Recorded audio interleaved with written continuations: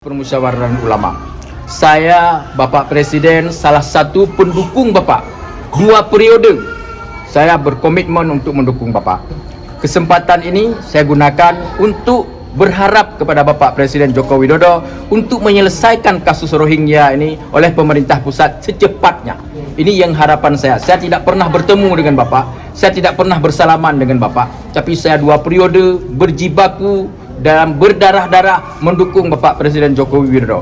Maka pada akhir ini, Bapak hampir berakhir periode yang kedua. Saya berharap kasus Rohingya ini hanya Bapaklah yang akan mampu menyelesaikan ini, dan harapan saya Bapak selesaikan dengan cepat dan tepat. Jangan kasih ini kepada pemerintah di luar tanggung jawab Bapak, karena selama ini belum ada aksi apapun terhadap penanganan konflik Rohingya ini.